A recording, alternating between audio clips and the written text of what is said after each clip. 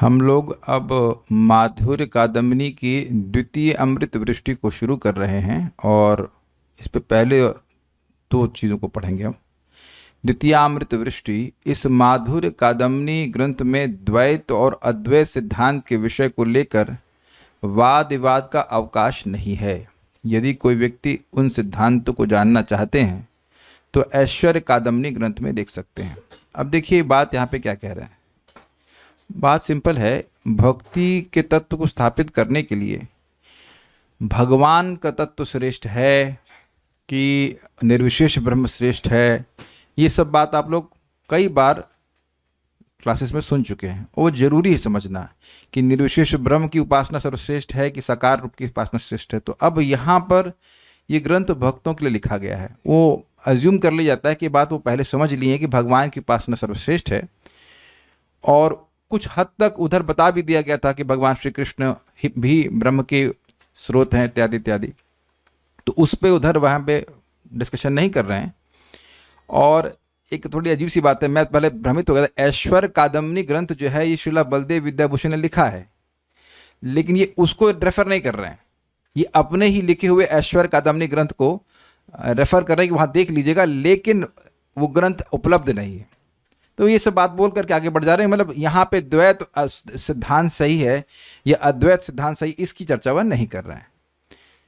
तो उसको अन्य ग्रंथों से समझ लेना चाहिए। अब हम लोग बहुत इंपॉर्टेंट टॉपिक को समझने वाले हैं। साधन भक्ति तथा उत्तमा भक्ति का स्वरूप। यह तो हमने सुना था कि भक्ति के स्वरूप के संबंध में कि भक्ति पूरी तरह स्वतंत्र है, स्वप्रकाशक है, इत्यादि इत्यादि, सर्वव्यापक है, कोई भी कर सकता है।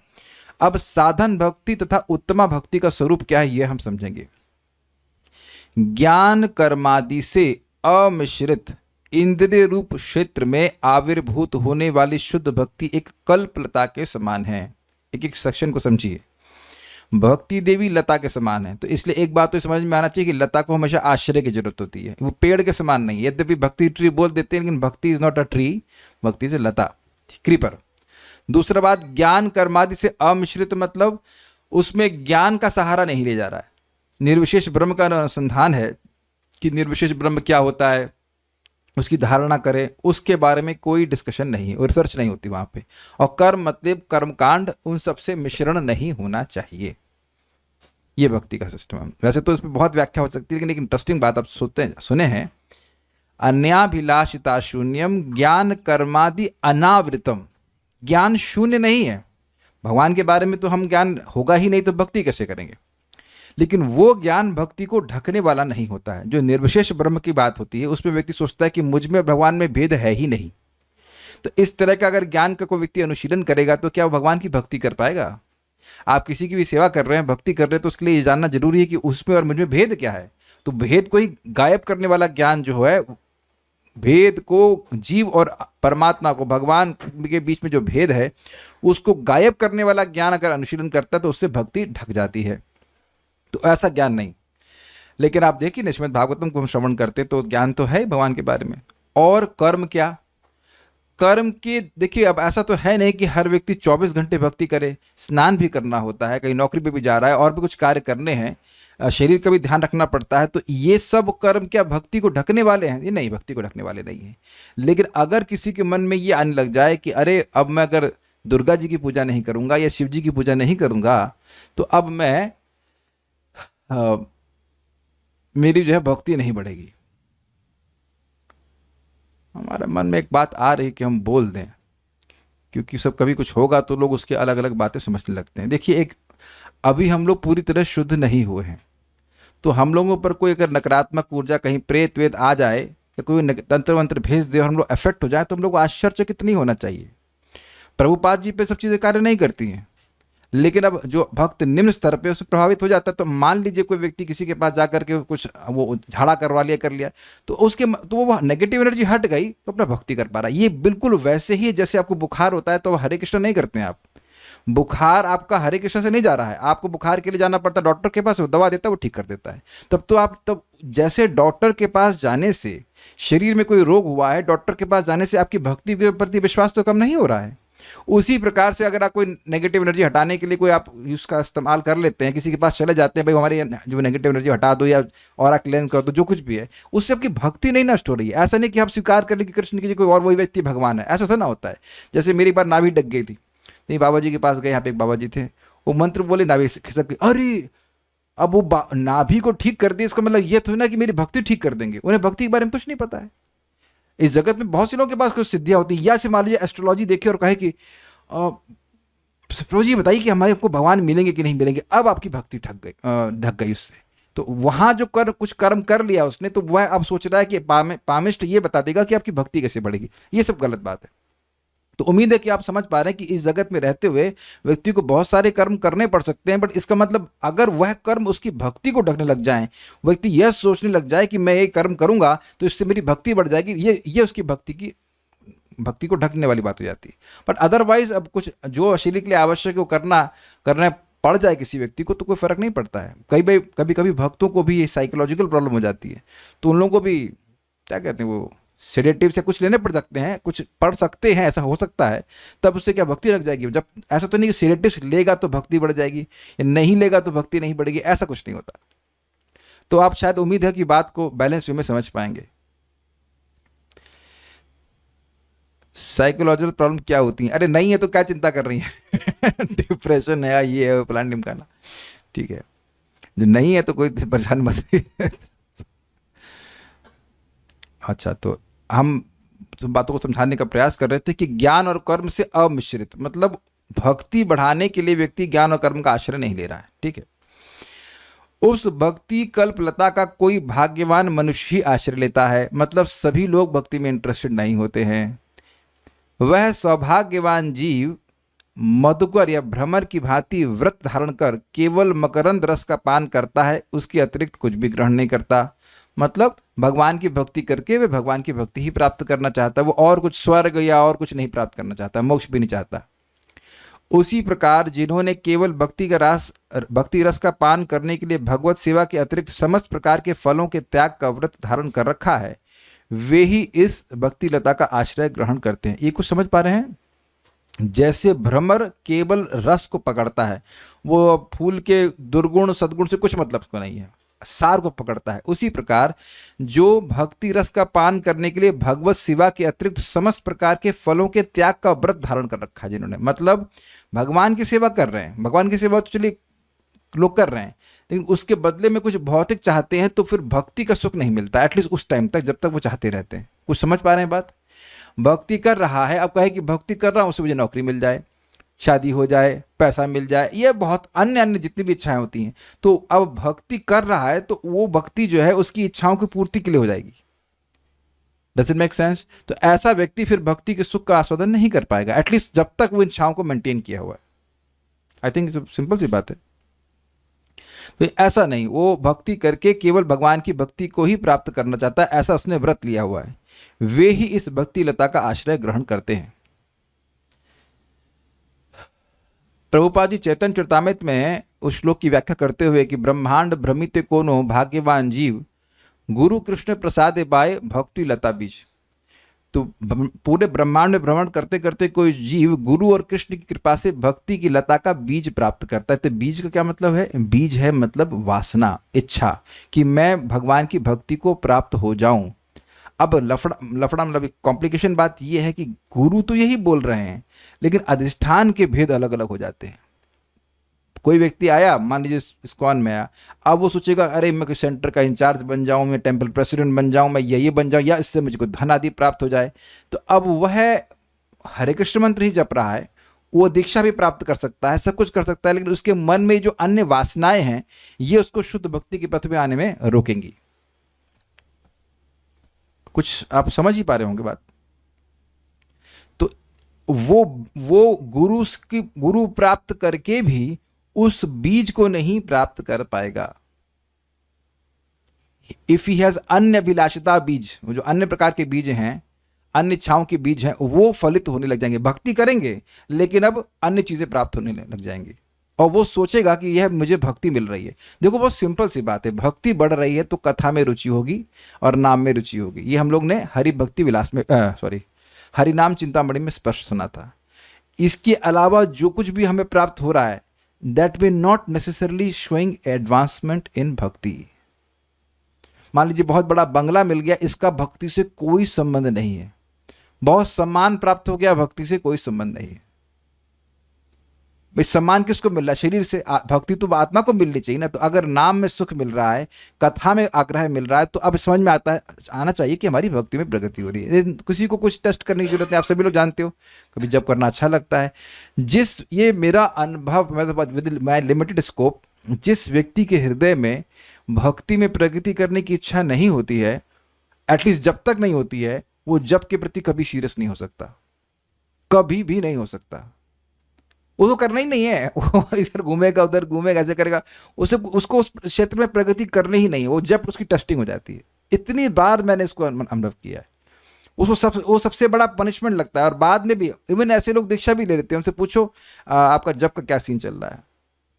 मुझे अच्छे से याद है, एक व्यक्ति हमको बाईपास करके, कि मैं रोकने वाला नहीं था उसको, लेकिन बाईपास कर दीक्षा ले लिया। अब मैं पूछा हूँ कि जब क्या करते हो, तो पंडित जी बन गए हैं, वो दूसरों के लिए जब करते, दूसरे मंत्र होता है ना, वो जो पैसे दे करके होता है। तो हमने कहा चलिए आप वो कर भी रहे हैं तो कम से कम सुबह 16 माला तो कर लीजिए, उसके बाद आप करवाइए। नहीं, वो फिर टाइम नहीं मिलता। अब देख रहे हैं बुद्धि कैसे घूम रही है। यजमान कितना देगा? मैं चुटकी लिया, वो प्रोफेशनल कथाकार बन गए, तो मैं उनसे चुटकी लिया, अच्छा कितना देगा? अरे खुश हो जाएगा तो ₹1,00,000 देगा। हमने कहा तो क्या स्थिति हो गई इनकी? तो समझा ही नहीं ना कि शुद्ध भक्त से दीक्षा के लेने का क्या मतलब होता है। जो आपके गुरुजी कभी किए ही नहीं, उसी को आप रोज कर रहे हैं, तो आप शिष्य हो गए। तो आप देखिए, मैं नाम ले रहा हूं, परम पूज्य राधा गोविंद महाराज के वो शिष्य हैं। ब्राह्मण दीक्षा भी शायद है, मुझे नहीं पता, लेकिन एटलीस्ट फर्स्ट इनिशिएशन तो है। तो परम पूज्य राधा गोविंद महाराज शुद्ध भक्त हैं। तो शुद्ध भक्त एक इस प्रकार का बीज कैसे देगा? नहीं, वह तो भक्ति का ही बीज दे रहे हैं, लेकिन ये व्यक्ति ले कुछ और रहे हैं, एटलीस्ट फॉर नाउ। अब बाद में उनको अकल आ जाए अलग बात है, अभी तो वह कुछ और बीज लेके चल रहे हैं। देखिए, पेट पालने के लिए व्यक्ति कुछ भी कर रहे, मजदूरी भी कर ले, लेकिन भागवत को इसलिए ना बोले कि भाई इससे पैसे आएंगे, यजमान कितना पैसा देगा, खत्म, फिर भक्ति खत्म हो जाएगी, क्योंकि हम भक्ति कर ही नहीं रहे।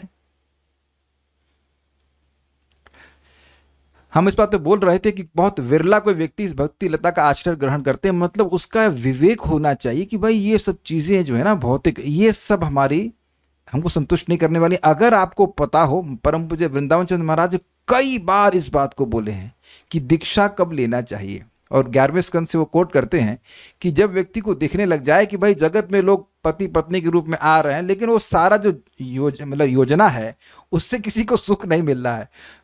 दुख हत्या एवं, क्या श्लोक महाराज कई बार बोलते हैं, दुख की हत्या करने के लिए दुख खत्म हो जाए और सुख मिल जाए, लेकिन सुख मिलता नहीं है और दुख जाता नहीं। जब व्यक्ति को ये दिखने लग जाए तो तस्मात् गुरुम प्रपद्येत जिज्ञासु श्रेयस उत्तमम, तब उसे गुरु के पास जाना चाहिए और श्रेय की जिज्ञासा करनी चाहिए। जब श्रेय की जिज्ञासा होगी तब ना मेरे को कुछ मिलेगा। अब ऐसी जिज्ञासा होती ही नहीं लोगों की। इसीलिए वस्तुतः दीक्षा लेने से पहले व्यक्ति थोड़ा सा जप कर ले, अच्छे 2-4 साल 5 साल अच्छे से नियमित रूप से जप करे, और थोड़ा इन लताओं को काट दे अच्छे से। नहीं तो गुरुजी के पास जाने के बाद भी वही सोचेगा कि हम अमेरिका चले जाएं, हम यहाँ चले जाएं, वहाँ चले जाएं, या any other material desires. Not a good idea to take initiation so fast. पहले खुद चेक कर ले कि व्यक्ति क्या भक्ति में प्रगति करना चाहता है या नहीं। देखिए, अनर्थ रह सकते हैं, लेकिन मेरी एक इच्छा तो होनी चाहिए ना भक्ति में प्रगति करने के लिए। यही बात बोल रहे हैं, भक्ति लता का आश्रय ग्रहण करते हैं। बहुत अच्छे टॉपिक हैं, कुछ प्रश्न यहाँ पे आ रहे हैं, हम देख लेते हैं। इच्छा तो रहती है स्वाभाविक रूप से, तो क्या करें कि इच्छा ना हो? आपकी क्या इच्छा, जिस भक्त ने प्रश्न किया है? अमेरिका जाना चाहते हैं? देखिए, स्वस्थ रहने की कामना ये भक्ति के विपरीत नहीं है। स्वस्थ कोई व्यक्ति रहना चाहे तो भाई स्वस्थ नहीं रहोगे तो भक्ति कैसे करोगे? तो ये तो हम सुने हैं प्रभुपाद जी से, स्वास्थ्य फिर साधना फिर सेवा, that's all right, that's not a material desire. देखिए, मटेरियल नीड और मटेरियल डिजायर में अंतर है। अगर आपको भूख लगे और आप कहें कि भाई हमको प्रसाद मिल जाए, तो क्या ये मटेरियल डिजायर है? ये आपकी नीड है। अगर नींद आ रही है और आपको सोने के लिए चाहिए तो वो मटेरियल नीड है। बट मटेरियल डिजायर मतलब समझ रहे हैं, जो हमारी आवश्यकताएं नहीं उसको बढ़ा बढ़ा करके व्यक्ति चले। जैसे प्रैक्टिकली मेरे को भाई यार ई-बाइक पे काम चल जाता है, अब हम उन्हें कार लें, टेस्ला लें, ये लें, तो टेस्ला सुनते मुझे तसला याद आता है नहीं आओ ये ले लें, वो ले लें, ऐसे करके है ना। तो ये सब चीजें जो हैं मटेरियल डिजायर्स में आ जाती हैं। गुरु हमारे सारे पाप ले लेते हैं, दीक्षा देकर तो उनके प्रति कुछ तो सम्मान या समर्पण तो होना ही चाहिए। समझा नहीं इसका मतलब क्या हुआ, क्यों कह रहे हैं नहीं समझाया। भक्ति लता का आश्रय कैसे लें समझ नहीं आ रहा। अरे यही मतलब है कि वैष्णवों की संगति में आकर व्यक्ति भक्ति करे और भक्ति की वासना से भक्ति करे। अच्छा ये बताइए, बहुत अच्छा प्रश्न किया है। आप मान लो आम का पेड़ लगाते हो, नहीं आम का पेड़ नहीं, जो लता पे चलते हैं, कि मान लीजिए कोई लता आपने लगाई, रजनीगंधा का लता होती है क्या? नहीं, पेड़ होता है, पेड़ता है। मान लीजिए कोई लता है जिसपे फल आने वाला है आगे भविष्य में, अंगूर, वेरी गुड, ठीक है। तो अब आप अंगूर का बीज डाल रहे हैं क्या करने के लिए? करेले खाने के लिए। तो भक्ति लता का आश्रय ले रहे हैं कि मतलब उससे हमको कुछ फल प्राप्त होगा। तो वो फल क्या है भक्ति लता का? प्रेम फल। तो भक्ति लता का आश्रय लेने का मतलब है कि भगवान के चरणों में भाव भक्ति की प्राप्ति हो जाए, उस कारण से मैं भक्ति कर रहा हूं। और यही बात कोई भी गुरु समझाता है। अनर्थ होने के बाद भी ये इच्छा हो सकती है व्यक्ति के हृदय में कि काश मेरे हृदय में भगवान की भक्ति हो जाए। क्लियर ये बात? इस भक्ति लता का मूल प्राण है निरंतर स्व अभिष्ट। अभिष्ट मतलब जिसकी आप इच्छा करते हो, स्व अभिष्ट मतलब जो अपने को अच्छा लगता है, इच्छा करते हैं। श्री भगवान की आनुकूल्यमयी सेवा संपादन करना, मतलब मुख्य बात भक्ति की यह है, जो स्वरूप लक्षण है आनुकूल्येन कृष्णानुशीलनम, निरंतर भगवान को प्रसन्न करने की भावना से भगवान की सेवा शरीर से, मन से और वाणी से करना। ये बड़ी इंपॉर्टेंट बात है। अब यद्यपि यहाँ भक्ति रसामृत सिंधु तो नहीं पढ़े हैं लोग, लेकिन हम थोड़ा थोड़ा समझा रहे हैं। शुद्ध भक्ति का वर्णन करते हुए उसके स्वरूप लक्षण और तटस्थ लक्षण का वर्णन शिला रूप गोस्वामी जी ने किया है। अन्याभिलाषिता शून्यम ज्ञान कर्मादिनावृतम आनुकूल्येन कृष्णानुशीलनम। इसकी व्याख्या घबराइए मत, बहुत लंबी है, लेकिन अभी हम थोड़ा शॉर्ट में बता रहे हैं। आनुकूल्य मतलब कृष्ण सुखी हो जाएं, ये भावना, ये एक अंडरस्टैंडिंग है, बाकी तो बहुत सारे इसमें इंट्रिकेसी आ जाएंगी। कृष्ण को सुखी करने के लिए, कृष्ण के प्रीति विधान से, इस मनोवृत्ति से कि it is for Krishna's pleasure, simple सी बात है। ये भक्ति का स्वरूप लक्षण है। उसकी भक्ति की, शुद्ध भक्ति की आकृति और प्रकृति क्या है कि कृष्ण के लिए किया जा रहा है, वो हमारे लिए नहीं किया जा रहा है, कृष्ण के लिए किया जा रहा है। ये समझ में आ गया ना बात? ये उसका मूल प्राण है। अब यही गायब कर देंगे, कृष्ण के लिए भक्ति हो ही नहीं रही है, कृष्ण के लिए हो ही नहीं रहा, तो भक्ति गायब ही हो जाएगी। समझ रहे हैं? तो अनुकूलमय मतलब जैसे कि अब कंस कृष्ण के बारे में सोच रहा था निरंतर, लेकिन भय के कारण और मन में भावना थी कि मैं कैसे कृष्ण को मारूं, तो क्या ये भक्ति है? इन्हें भक्ति नहीं। और भी बहुत सारे फैसेट्स हैं, लेकिन अभी हम इतना सब बोल करके आगे बढ़ते हैं। और निरंतर सेवा करते रहना, यह अपने स्पर्श से पारस मणि की भांति इंद्रिय वृत्ति के प्राकृतत्व रूप लौहपन को क्रमशः दूर कर चिन्मयत्व रूप परम विशुद्ध सुवर्ण रूपता प्राप्त करा देती है। और ये सब क्या बोले भाई? कोई कहेगा कि भगवान तो इंद्रियों के परे हैं, उनकी भक्ति, उनकी सेवा हम अपनी प्राकृत, अपनी भौतिक इंद्रियों से कैसे करें? जी हाँ, बिल्कुल सही बात है। लेकिन आपको यह समझना होगा कि भगवान की अंतरंगा शक्ति की वृत्ति, जो भक्ति देवी है, शुद्ध भक्ति है, ये अपने प्रभाव से हमारी इंद्रियों को स्पिरिचुअलाइज कर देती है। ये कई बार हमने सुना है, matter engage in Krishna service regains its spiritual qualities. जैसे ही पदार्थ को भगवान की सेवा में लगा जाता है, वो स्पिरिचुअलाइज्ड हो जाता है। आप पारसमणि का एग्जाम्पल जानते हैं, पारसमणि लोहे को टच करते ही तुरंत स्वर्ण बना देती है।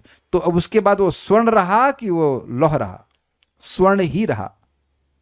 तो जैसे जैसे हम लोग भक्ति करते जाते हैं, हम लोग की इंद्रियों का जो प्राकृतत्व है, जो भौतिक एनर्जी से बनी हुई है, वो बातें खत्म होने लगती है। एग्जाम्पल प्रभुपाद बड़ा अच्छा देते हैं कि लोहा को आप टच कीजिए, जैसे मान लीजिए अब ये लोहा है, ये लोहा ही है, इसको मैं टच कर रहा हूं, कोई दिक्कत नहीं, लेकिन अब इसमें अगर खौलता हुआ पानी पड़ा रहता तो ये गर्म हो जाता ना। लेकिन थोड़े समय के बाद, स्वीकार्य है, खौलता हुआ पानी डालेंगे तब भी इसके टेम्परेचर को पूरा बढ़ने में समय लगता है। या अग्नि का तो स्पष्ट आप जानते हैं, रॉड है कोई लोहे की, और वह आप अग्नि के संपर्क में लगा दीजिए तो तुरंत तो नहीं गर्म होती है, लेकिन क्रमशः क्रमशः एकदम अग्नि के समान हो जाती है, बिल्कुल लाल हो जाती है, उसको स्पर्श करने से ही व्यक्ति जल जाता है। समझ में आ रहा है ना? ईजी। तो जैसे व्यक्ति निरंतर भगवान की सेवा में लगा रहता है, उसकी सारी इंद्रियां स्पिरिचुअलाइज होती चली जाती हैं। ये बात यहां बोली जा रही है। देखिए ये बात इसलिए बोलना समझना जरूरी है, जैसे आप हम सुनते हैं भगवान को प्रणाम करते हैं, शरीर चिन्मय हो जाता है। तो शरीर चिन्मय हो गया तो अब इस पर कोई भौतिक एनर्जी कैसे काम करेगी, बुखार कैसे आ जाएगा। तो समझना चाहिए कि ये सारी चीज़ें धीरे धीरे होती चली जाती हैं। और ये भी बात है कि एटलीस्ट हम लोग इस अवस्था में देखें तो हमेशा तो हम आध्यात्मिक कार्य में नहीं लगे रहते हैं।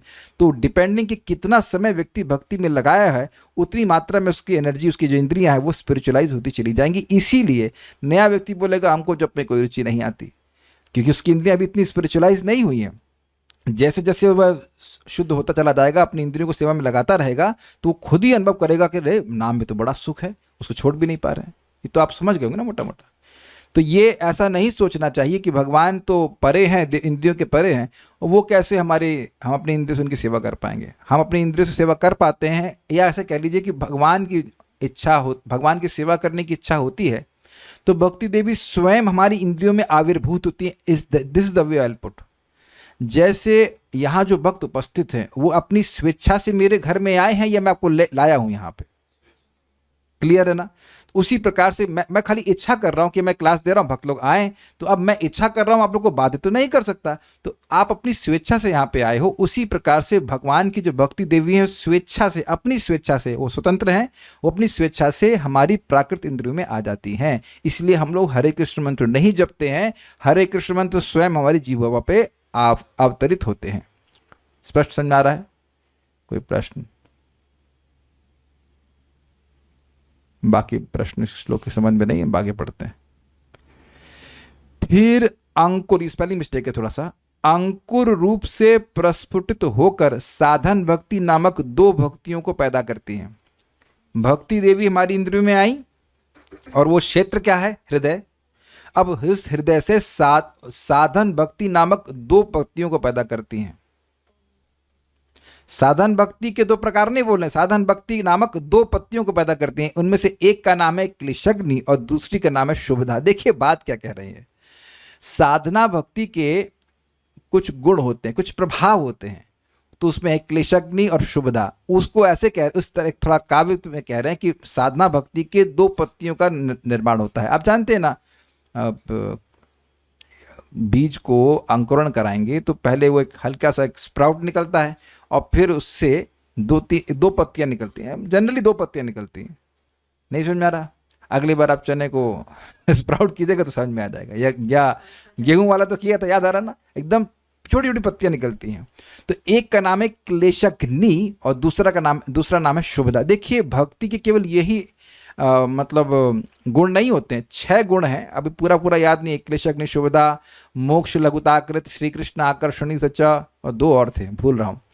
तो वो हायर स्टेजेस की भक्ति का है। ये जो साधना भक्ति है इसके 2 गुण हैं या 2 प्रभाव हैं और उन्हीं को यहाँ पत्ती के रूप में कहा गया है।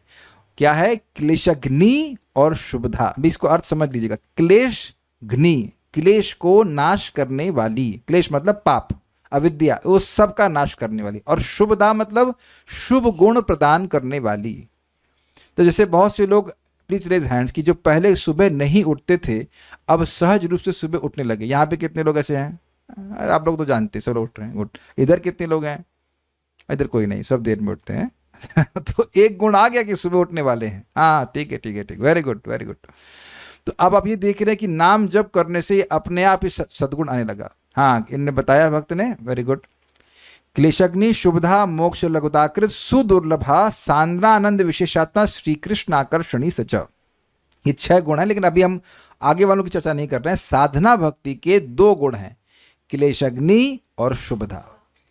इन दोनों पत्तियों का भीतरी भाग लोभ प्रवर्तक लक्षण रूप स्निग्धता से शोभित है। क्लेशग्नि एक पत्ती और शुभदा दूसरी पत्ती। ये स्पष्ट है? अब इसको समझिए। यहाँ तो पत्ती हमारे पास नहीं है, सब जानते हैं पत्ती को। पत्ती का एक ऊपरी भाग होता है, एक नीचे वाला भाग होता है।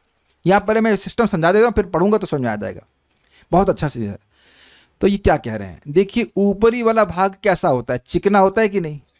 एकदम सॉफ्ट, चमकदार, सॉफ्ट चिकना होता है। और नीचे वाला भाग थोड़ा बस आप यही समझ गए, थोड़ा सा रफ होता है।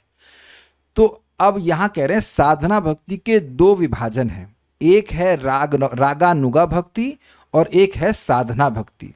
रागानुगा भक्ति में व्यक्ति लोभवश भगवान की भक्ति करता है। वह सुनता है माता यशोदा कैसे भगवान की भक्ति कर रही हैं, उसको अभी माता यशोदा का प्रेम नहीं मिल गया है, लेकिन जो माता यशोदा है या श्रीमती राधा रानी है, जो गोपियां हैं, ये भगवान के ग्वाल बाल हैं, वो सब लोग भगवान की रागात्मिक भक्ति करते हैं। रागात्मिक मतलब जिसका राग ही स्वरूप है, जिसका स्वरूप ही राग है, अर्थात भगवान को भगवान मानकर नहीं भक्ति करते। मेरा बेटा है, मेरा मित्र है, ऐसे करके वो पूजा करते हैं कि मतलब सेवा करते हैं कि नहीं? कौन लोग? माता यशोदा, ब्रजवासी लोग।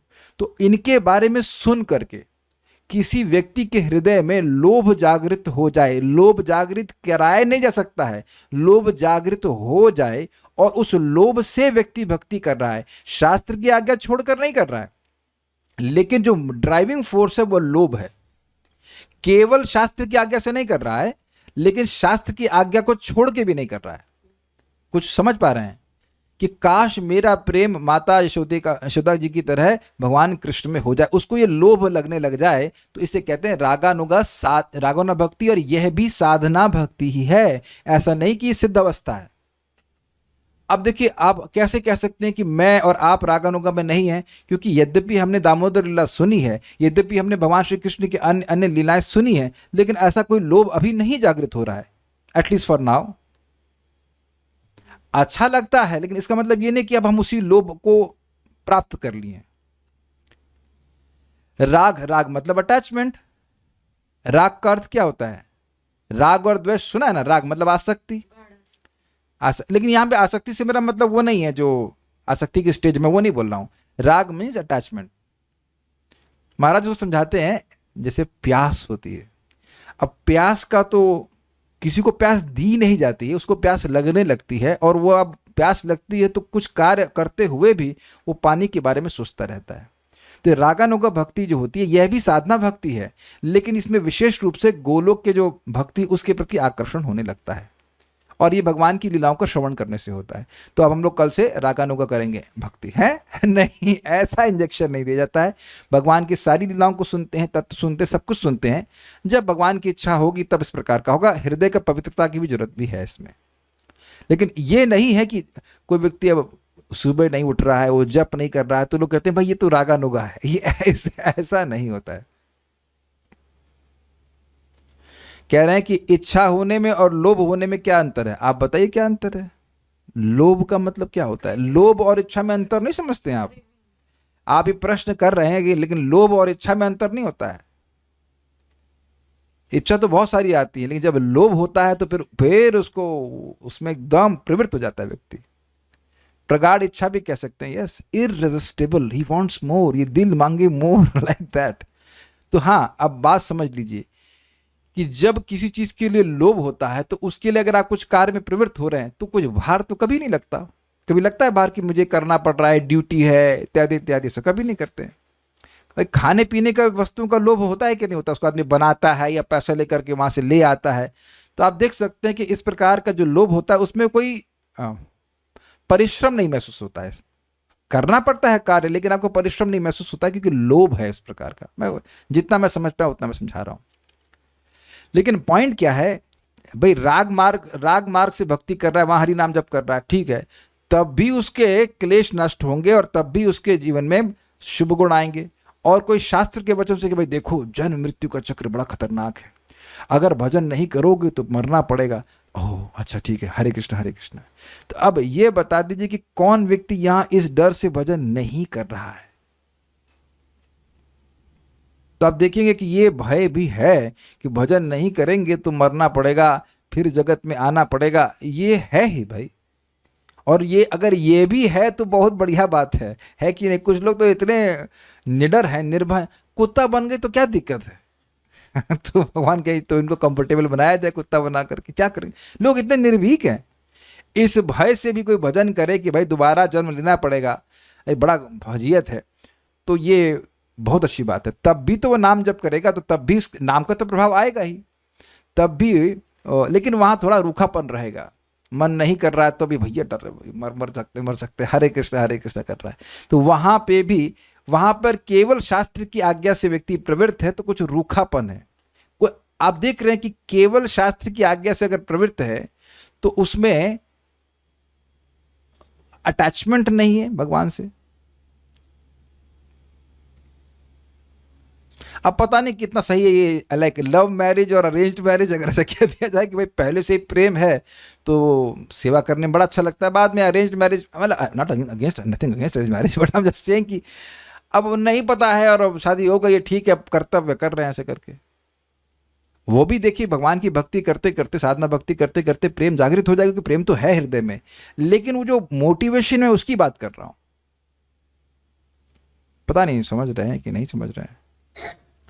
नहीं समझ रहे तो साधना भक्ति तो समझ ही रहे हैं ना, कि संसार से भय हो रहा है तो व्यक्ति कम से कम उसकी वजह से भगवान की भक्ति करे, वहां से शुरू करे एटलीस्ट। श्री भगवान ने कहा, जिनका मैं प्रिय आत्मा और पुत्र हूं, इन शास्त्र वचनों के अनुसार शुद्ध संबंध की स्निग्धता से वह उत्कर्ष युक्त है। स्निग्धता मतलब चिकनाई, तो जो मतलब लीफ का, उस पत्ती का ऊपरी वाले भाग है तो वह चिकना होता है। तो कह रहे राग मार्ग की जो भक्ति है उसमें चिकनाहट होती है, स्निग्धता होती है, अफेक्शन है। उस उत्कृष्ट भाग, ऊपर वाले भाग पर राग नामक राजा का अधिकार है। इस फोटो से समझ में आ गया आप लोगों को, ये ऊपर चिकना चिकना वाला भाग है, ठीक है। इसको वहां पे प्रमाण दिया जा रहा है, न कर चित मत परा शांत रूपे नक्षंति नो मे निमिषोले डिहेति ये शाम अहम प्रिय आत्मा सुतश्च सखा गुरु सुहृदुदैवमिष्टम। भागवतम 3:25-38। भगवान ने आगे कहा, हे माते, यानी कि कपिल देव भगवान माता देवहूति को बोल रहे हैं, हे माते। हे माते कहने का मतलब क्या हुआ? बेटा मान रही है ना, सुत। हे माते, जो भक्त ऐसा दिव्य ऐश्वर्य प्राप्त कर लेते हैं उससे कभी वंचित नहीं होते। ऐसे ऐश्वर्य को न तो आयुध यानी कि शस्त्र, न काल परिवर्तन ही विनष्ट कर सकता है। क्योंकि भक्तगण मुझे अपना मित्र, संबंधी, पुत्र, शिक्षक, शुभचिंतक तथा परम देव मानते हैं, अतः किसी काल में भी उनसे यह ऐश्वर्य छीना नहीं जा सकता। तो स्पष्ट समझ में आ रहा है, जो भगवान को अपना मित्र मान रहा है। देखिए, आप अपने किसी मित्र को किसी शास्त्र आज्ञा से प्रेम नहीं करते हो। आपके जो भी मित्र हैं, आपके माता हैं, पिता, जिनसे भी आप प्रेम करते हैं, क्या शास्त्र बोलता है कि तुम्हें इस मित्र से तुमको अपने मित्र से प्रेम करना चाहिए? जब आप भक्ति में नहीं थे तब भी आपका कोई मित्र था, वेदवाद नहीं, आपका मित्र था, कोई मित्र थी, मित्रनी बोलेंगे, क्या बोलेंगे मित्र, सखी, हाँ, थी कि नहीं? तो कौन से शास्त्र पढ़ के दोस्ती की थी उनसे आप? उनका किसी की सखी का कोई बर्थडे था तो यहाँ से केक बनाना चालू, उसके नहीं, केक नहीं, कुछ तो था, वो ऑर्डर करी, उनके पास केक पहुंच जाए ऐसे करके। तो वो शास्त्र में कहाँ लिखा है कि बर्थडे पे देना चाहिए? तो काहे दे रही थी? बोलिए, माइक बताइए, काहे दे रही थी? काहे दिया आपने? हमसे पूछी? हमसे पूछी भी नहीं, ऑर्डर कर दिया। ना शास्त्र की आज्ञा, ना टीचर की आज्ञा, दे दरातन किए जा रही। हाँ, क्यों कर रही हैं? प्रेम था। हाँ, बस, गॉट इट। तो अब उसी प्रकार से अगर भगवान की लीलाओं को सुनते सुनते व्यक्ति के मन में सहज रूप से भाव उदित होने लग जाए कि कृष्ण मेरे प्रेमी हैं या कृष्ण मेरे मित्र हैं, ऐसा करके, तो इसको रागानुग भक्ति कहते हैं। वहाँ चिकनाहट है, आप समझ लीजिए। चिकनाहट का मैं इंजीनियरिंग वाला एग्जाम्पल दे रहा हूँ कि मशीन में अगर ऑयल नहीं होता तो चलती है, लेकिन कड़कड़ कड़कड़ थोड़ा चलती है। तो ऑयल अगर हो जाता है तो बढ़िया से चलती है, उसमें कोई मतलब फ्रिक्शन नहीं है, कहना फ्रिक्शन समझते हैं, रेजिस्टेंस नहीं होता है। आप ये नहीं कह सकते कि जब करने में कोई भी रेजिस्टेंस नहीं। भाई कोई प्लीज अपना वीडियो ऑन करना और हैंड रेस करना कि यहाँ कोई ऐसा भक्त हो जिसको जब करने में कोई भी रेजिस्टेंस नहीं है। आई मीन इज जस्ट, इस जगत में देखिए, बच्चे का नाम अपनी जो उसकी माँ है वो प्रेम से लेती है कि नहीं लेती है? जैसे इनकी माँ बोलती है रीचू, बोलते हैं ना रीचू, तब रीचू, इनका नाम ऋचा था, तो रीचू बोलने में कोई शास्त्र का प्रमाण था कि प्रेम से बोलती थी? तो आप देख रहे वो नाम जो है वो प्रेम से बोला जा रहा है। और आपकी टीचर अगर बोलती थी ऋचा या जो भी, तो वहाँ कोई प्रेम होता था? आपका इकोनॉमिक्स का टीचर, नो अफेक्शन। तो अब देख रहे हैं कि नाम एक ही व्यक्ति का बोला जा रहा है, लेकिन एक में अफेक्शन है, स्नेह से स्निग्ध है, और दूसरी तरफ थोड़ा रूखा रूखा नाम चल रहा है। देखिए, नाम अपने आप में सुख देने वाला है, तो नाम जब करेगा तो व्यक्ति को सुख मिलेगा, लेकिन एक प्रेम अपनी तरफ से प्रेम वाली बात है। एक बात हम यहाँ पे क्लियर कर दे रहे हैं कि राग मार्ग का इंजेक्शन नहीं लगता है। राग मार्ग की भक्ति का कि कोई कोई आपको कहे भाई इस्कॉन में तो साधना भक्ति कराते हैं, हम आपको 3 महीना हो गया। सही में एक माता जी, उनका नाम क्या है, नाम क्या, मीनाक्षी नाम था आपको, कोई माता जी अब तो फरीदाबाद की थी, बोली प्रभु जी यहाँ वो इस्कॉन के भक्तों की संगत में आई, उधर कहीं और संस्था में गई, वो भी भक्त हैं, लेकिन वो बोले कि 3 महीने हो गए आपको इस्कॉन में गए हुए और आपको राग मार्ग के बारे में नहीं बता रहे हैं, या आपको रागनों का भक्ति नहीं करा रहे हैं। अरे तेरी, 3 महीने में आप रागनों का भक्ति में आ जाएंगे। देखिए बात तो ये है कि आप कोई टाइमलाइन फिक्स नहीं कर सकते। You can not fix any timeline. हो सकता हो कि 300 जन्म के बाद भी ना आए, और हो सकता है कि वो, इट ऑल डिपेंड्स ना, कि वो भगवान की लीलाओं को सुन करके उसके हृदय में ऐसा स्पॉन्टेनियस रिएक्शन हो रहा है और उस कारण से भगवान के उस प्रकार के संबंध को जागृत करने के लिए साधना कर रहा है। You can't fix it in this way कि ऐसे समय में होगा या ऐसे समय में नहीं होगा, ऐसा नहीं हो सकता, ऐसा टाइमलाइन नहीं कर सकते। साधना भक्ति में जरूर होता है कि शास्त्र श्रवण करा करके व्यक्ति को भगवान के नाम में, कथा में श्रद्धा उत्पन्न करी जा सकती है। तो जो साधना भक्ति की वाली श्रद्धा है उसका इंजेक्शन लगता ही है, उसका इंजेक्शन लगता है। लेकिन अगर कोई कह रहा है कि हम आपको रागानों का भक्ति का इंजेक्शन लगा देंगे तो वो धोखा कर रहा है, वैसा नहीं कर सकता। कुछ कुछ बात समझ में आ रही होगी, इसलिए इस मामले में भ्रमित नहीं होना। जब भगवान चाहेंगे, जैसे चाहेंगे वो करवा लेंगे। ऐसे ये पढ़ लिया था मैंने ना। तो पॉइंट क्या है कि जिसके मन में इस प्रकार का भाव उदित हो गया सहज रूप से, नेचुरली, कि कृष्ण से मेरा ये संबंध है या कृष्ण से मेरा संबंध हो जाए, तो अब ये कभी भी काल के द्वारा परिच्छिन्न नहीं होगा, कटने वाला नहीं है।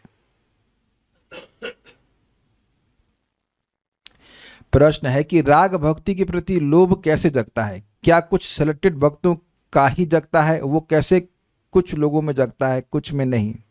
श्रील प्रभुपाद जी इसको आदि लीला में समझाते हैं। मैं रेफरेंस एकदम से भी नहीं दे पा रहा हूँ। इट वॉज समवेयर 8.34 या 7.34 श्लोक, अब जो भी है, अभी मुझे एकदम से याद नहीं आ रहा। लेकिन देखिए, हम लोग भक्ति करते करते सब भगवान की सारी लीलाओं को सुनते हैं, सारी लीला सुनते हैं, लेकिन अकस्मात हृदय शुद्ध होते होते अकस्मात किसी विशेष लीला के प्रति आपको आकर्षण होने लग जाए, तब वो आप समझ लीजिए कि आपका वहाँ पे इस प्रकार का संबंध है और उसमें आपको हैंकरिंग अपने आप होने लगेगी।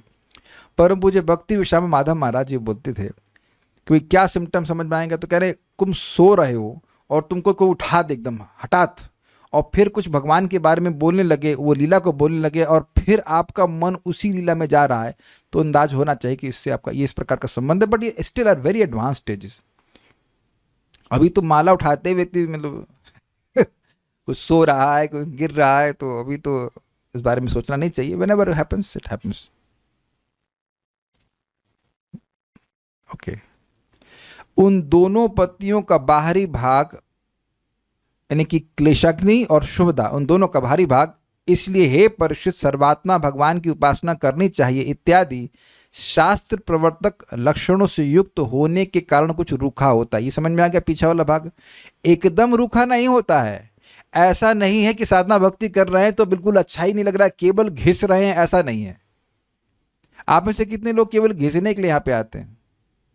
तो आप देख रहे हैं यहाँ भी आते हैं, सुनते हैं अच्छा लगता है, जप करते हैं अच्छा लगता है, कीर्तन करते हैं अच्छा लगता है। तो ऐसा नहीं कि साधना भक्ति में कोई टेस्ट है ही नहीं, थोड़ा रूखा है ही कह रहे हैं, क्योंकि इसमें शास्त्र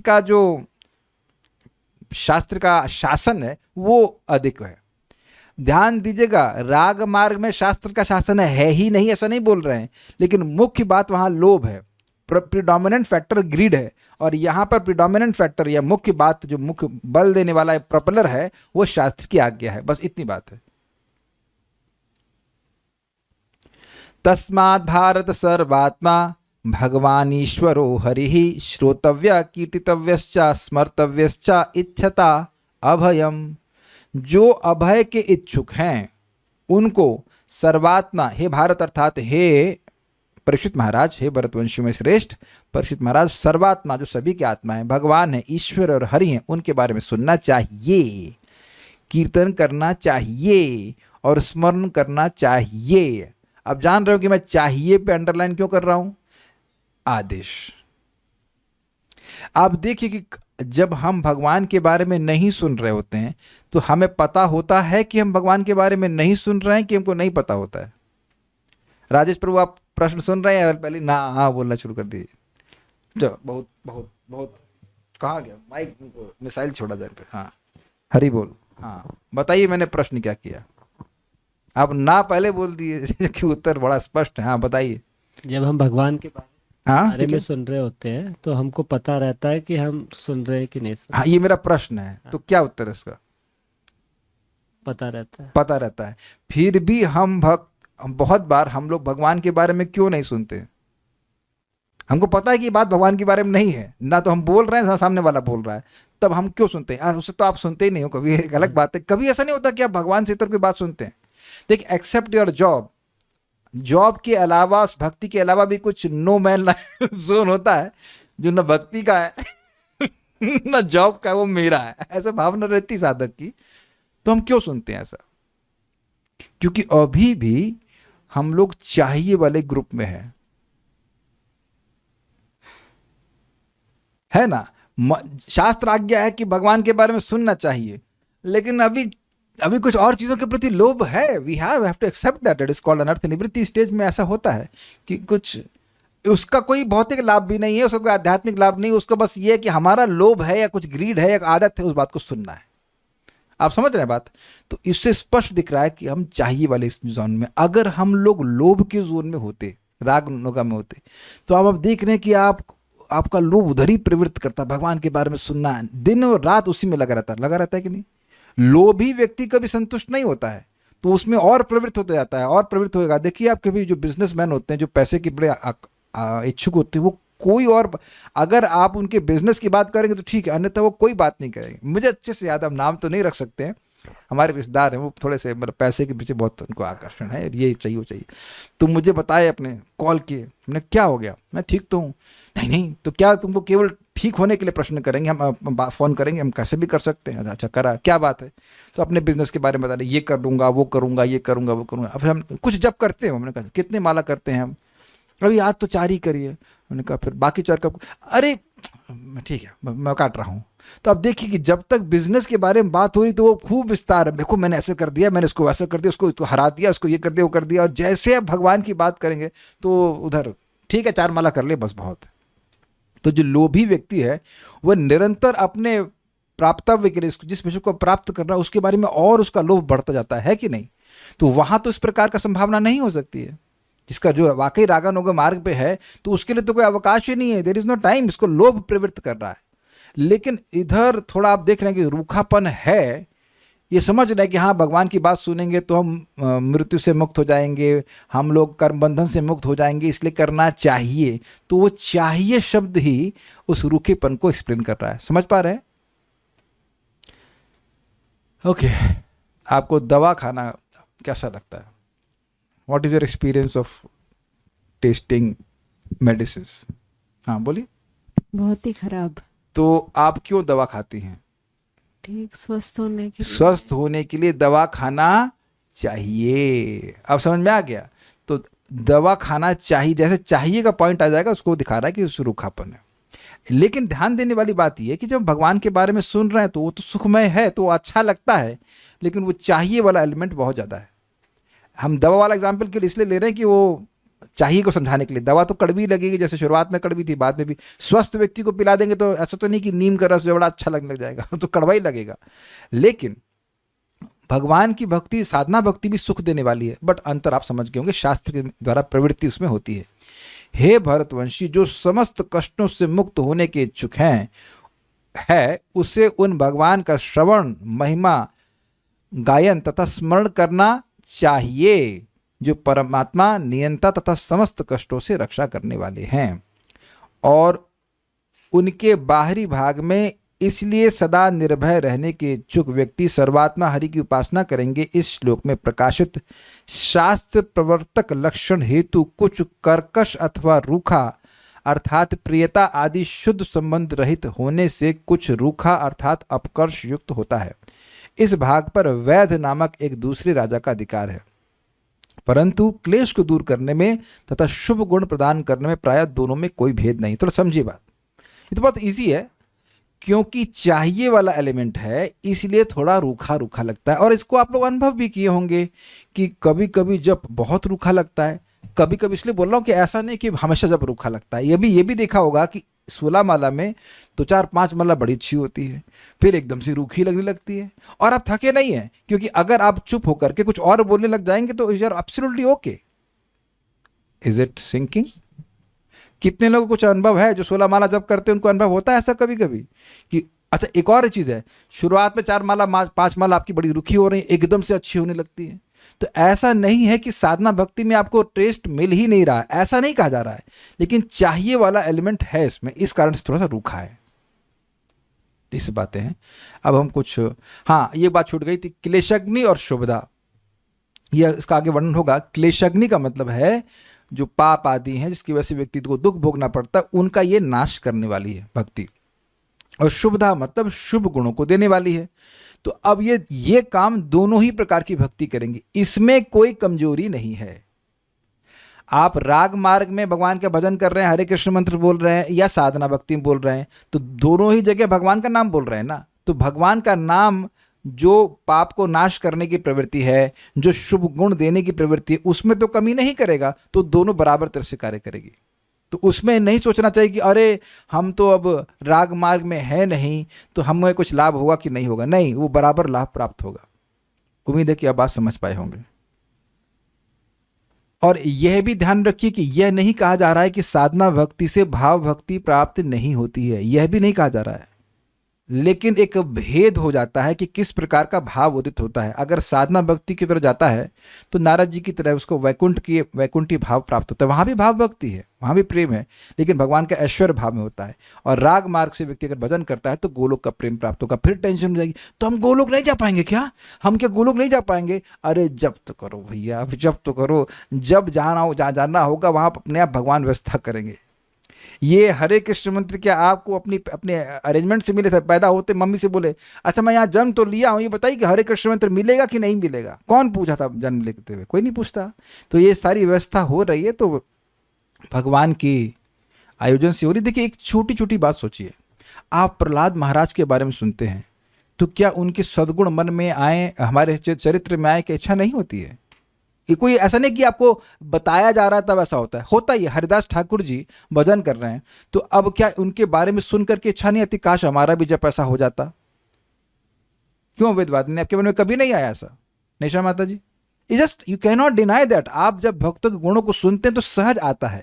तो चैतन्य महाप्रभु की लीलाओं को सुनो, महाप्रभु से बड़ा तो रागात्मिक कोई भक्त है नहीं। वो क्यों प्रहलाद महाराज और ध्रुव महाराज के चरित्र को 108 बार सुन रहे हैं?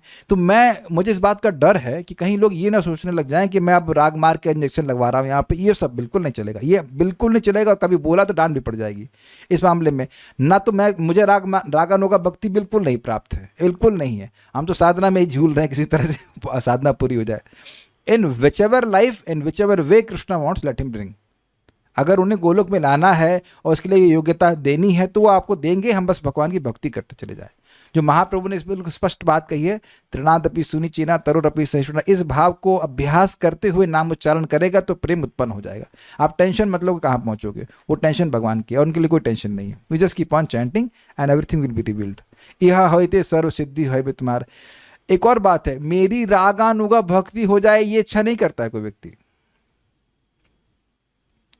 मेरी रागानुगा भक्ति हो जाए ऐसी कोई इच्छा नहीं होती है। रागानुगा भक्ति हो जाती है, वो मेरा लोभ हो जाए ऐसा नहीं होता। भक्ति करते करते लोभ आने लगता है। भगवान की पार्षदों की जो प्रेम है उसकी लीला को सुनते सुनते व्यक्ति का मतलब प्रेम अपने आप जागृत होने लगता है, वो हाँ स्फुरित होने लगता है। इट इज नॉट समथिंग जिसे आप साधना करके ऐसे ला सकते हैं। It's not like that. अब भगवान के बारे में सुन रहे हैं, अब अकस्मात होने लग गया, भगवान की इच्छा है तो ठीक है, लेकिन इसका मतलब यह नहीं कि नहीं हो रहा है तो व्यक्ति भक्ति नहीं कर सकता है।